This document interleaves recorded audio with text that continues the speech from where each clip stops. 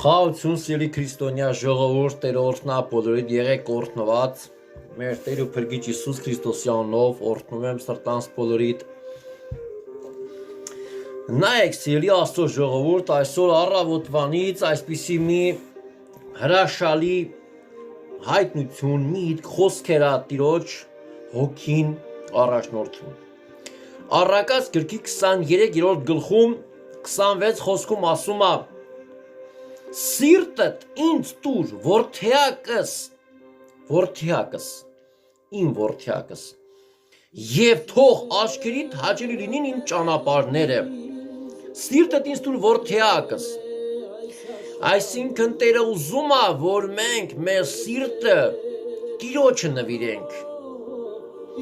Որտեւ ասում որդեակս այսինքն իմ ընտրյալն ես իմ որդեակն ես իմ դուստրն ես Բայց սիրտդ ինչ չես նվիրում Եվ թող իմ ճանապարհները հաճելի լինեն քեզ Նայեք ինչ նկատի ունի Առակացի 28-րդ գլուխ 13 խոսքում ասում է իր հանցանքը ծածկողը չի հաջողվի Բայց խոստովանողը եւ թողություն թողողը ողորմություն կգտնի Ժողովուրդ ջան երբ որ մենք Եվ աղոթում ենք, և Տիրոջն ենք, եկեղեցի ենք գալիս, Տիրոջ փառքի համար ուզում ենք ապրենք, քայլ անենք, և ունենք մեր սրտի մեջ հանցանք ծածկված, մենք չենք հաջողվում, բայց խոստացողը և թողողը ողորմություն է գտնում, Տիրոջ ողորմությունը գալիս է նրա վրա, ով որ իր հանցանքը չի ծածկում, խոստովանում է, թողում է,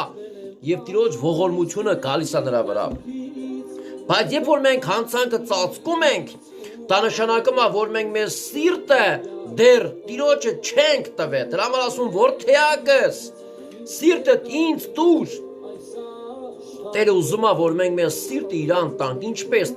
մեր սրտում մեջ եղած թաքնված հանցանքը մեղքը անօրությունը խոստովանենք թողություն գտնենք Տիրոջից ողորմություն կա Եվ մեր սրտի Տերը առաջնորդը դառնա Տերը իր ճանապարհներով, որը Քրիստոսն է ճանապարհը կյանքի, որ ինքը մեր սրտում բնակվի եւ մենք իրանով քայլենք, իրանով վարվենք, շարժվենք, ապրենք եւ այդ ժամանակ իրականից Տիրոջ ճանապարհները մեզ հաճելի կլինեն։ Իսկ երբ որ մեղք ու անցանք կա մարդու սրտի մեջ, մեղքն ու անցանքը չի թողա, որ Տիրոջ ճանապարհները հաճելի լինեն մարդուն